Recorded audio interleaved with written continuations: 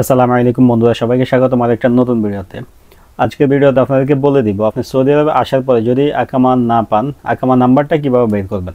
এটা নিয়ে আগেও ভিডিও করছে, কিন্তু এরপরে অনেকে প্রশ্ন করতেছে বা ভিডিও সেন্ড করতেছে, ভাই ওনারা বলতেছে এই সিস্টেমে বাইর করা যায়। আসলে কোন কোন সিস্টেমে বাইর করতে পারবেন এটা আমি বলবো, স্ক্রিনে দেখানোর চেষ্টা করবো। আপনার সম্ভব হলে আপনি এভাবে ট্রাই করে দেখবেন।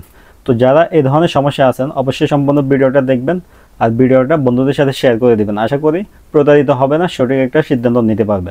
তো সম্পূর্ণ ভিডিওটা দেখুন। আর চ্যানেলে যারা এখনও সাবস্ক্রাইব করেননি অনুগ্রহ করে অবশ্যই সাবস্ক্রাইব করে দিবেন। তো এখনও আগের মতোই আছি আমরা বাংলাদেশিরা। সৌদি আরবে আসার পরে দালালের মাধ্যমে আসি, আমাদেরকে আকামা দেয় না, আকামা নাম্বারও দেয় না।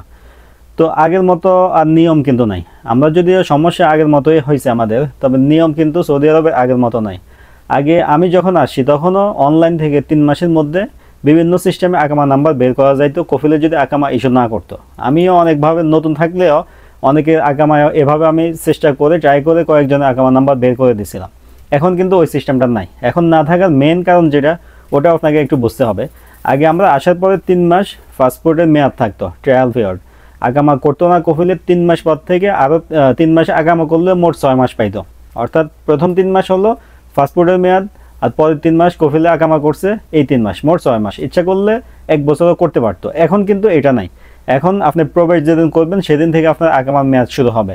কফিল যদি 1 মাস পরে গিয়ে আকামাটা তোলে, 1 মাসের মেয়াদ কিন্তু আপনি আর পাবেন না, 2 মাস পাবেন। যদি 3 মাস পরে জরিমানা দিয়ে আকামা বানায়, সেক্ষেত্রে আপনার আকামা কিন্তু ইস্যু ডেট দেখাবে সৌদি আরবের প্রবেশের দিন থেকে। আগে কিন্তু এই সিস্টেম ছিল না। আগে ছিল যেদিন আকামা ইস্যু হবে ওই দিন থেকে আপনার আকামার ডেট দেখাইতো। তো এখন ওই কারণে মূলত যে পাসপোর্টের মেয়াদটা বাদ করে দিছে, সরাসরি আকামাতে কনভার্ট করে দিছে, ওই কারণে এখন আর অনলাইন থেকে চাইলে আকামার নাম্বার বের করতে পারে না কেউ। এটা বাইর করার কয়েকটা সিস্টেম আছে। ধরেন আপনার আকামা কফিলে ইস্যু করছে, আপনাকে বলে নাই। এটা যদি এরকম হয় তাহলে আলাদা প্রসেস। যদি হয় যে আপনার আকামা করে নাই, আপনি আকামা নাম্বার বের করতে চান, তাহলে আলাদা প্রসেস।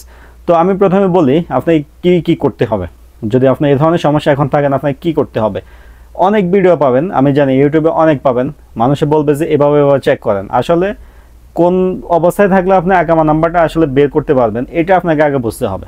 যদি এখন 2025 সাল জুন মাস, এখন আপনি সৌদি আরবে আসছেন, আসার পরে কফিলে আপনার আকামা করছে, আপনি বুঝতে পারছেন করছে আকামা, কিন্তু নাম্বার দিতেছে না, কার্ড দিতেছে না। তো যদি আকামা করে তাহলে আপনি কফিলে না দিলেও আপনার আকামার নাম্বারটা বা আকামার ছবি আপনি বের করতে পারবেন। তাহলে আপনি কি করতে হবে, তাহলে আপনাকে তাওয়াক্কালনা অ্যাপসটা ডাউনলোড করতে হবে। আমি মুখে বলে দিতেছি, আপনি এভাবে ট্রাই করবেন। যদি আপনি মুক্ত বাংলা সিস্টেমে চেক করে দেখেন যে হ্যাঁ আপনার আকামা হয়েছে, তখন আপনি তাওয়াক্কালনা ডাউনলোড করে কি করবেন, আপনার পাসপোর্ট দিয়ে আপনি লগ ইন করবেন। অবশ্যই এটা 3 মাসের ভিতরে। 3 মাস পরে কিন্তু পাসপোর্ট দিয়ে তাওয়াক্কালনাতে লগ ইন করা যায় না। তাওয়াক্কালনাতে লগ ইন করার জন্য আপনি যখন অ্যাপসে ঢুকবেন, সাইন আপ অপশন আছে, সেখানে গিয়ে ডান পাশে দেখবেন ভিজিটর আছে। ভিজিটরে গেলে 2টা অপশন, একটা হচ্ছে পাসপোর্ট আর একটা হচ্ছে জিএসিসি, এই ধরনের একটা অপশন দেখবেন। আপনি পাসপোর্টে দিয়ে যেভাবে অ্যাপসটা রেজিস্ট্রেশন করে সেমভাবে করলে লাস্টে দেখবেন যে আপনার ওখানে আকামা ছবিটা এসে যাবে। যদি আকামা কফিলে করে আপনাকে না বলে, সেক্ষেত্রে এখানে কিন্তু আপনি আকামা ছবি দেখতে পারবেন। আর যদি এমন হয় যে না আপনার আকামা করে না, তাহলে আপনি আকামা ছবি দেখবেন, ছবিটা সেম আকামার মতো, কিন্তু ডান পাশে আপনি দেখতে পারবেন। এটা ছবিটা আমি স্ক্রিনে দিব, আমি একজন এটা চেক করছি। হাওয়াইয়া আপনার জিয়ারা এই ধরনের, অর্থাৎ ভিজিটর কার্ড নামে একটা কার্ড থাকবে।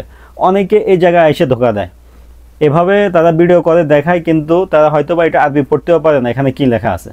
যদি এটা আকামার কার্ড হইতো তাহলে কি লেখা থাকতো, হাওয়াইয়া মুকিম এই ধরনের লেখা থাকতো। আর যদি এটা ভিজিটর কার্ড হয় তাহলে আপনার জিয়ারা লেখা থাকবে স্পষ্ট, ভিজিটর।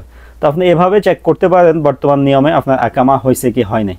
আর যদি আসলে না হয় তাহলে তাও কিছু করার নাই। এখানে আপনি বর্ডার নাম্বার দেখবেন, ভিজিটর কার্ড দেখবেন, ওই অবস্থাতে থাকলো। আর যদি কফিল আকামা করে থাকে শিওর, সেক্ষেত্রে আপনি এখানে আকামার ছবি দেখলেন, আকামার নাম্বার তুলে নাম্বারটা নিয়ে আপনি আপসেট খুলে কিউআর খুলে অন্য জায়গায় কফলা হইতে পারবেন, কোনো সমস্যা হবে না।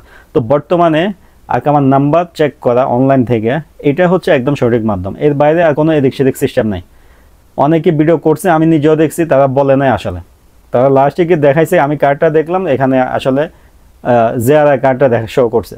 ওনারা কি দেখে ওইটা মানে স্পষ্ট করে না বিষয়টা, নাকি বুঝে না, আমি জিনিসটা জানি না।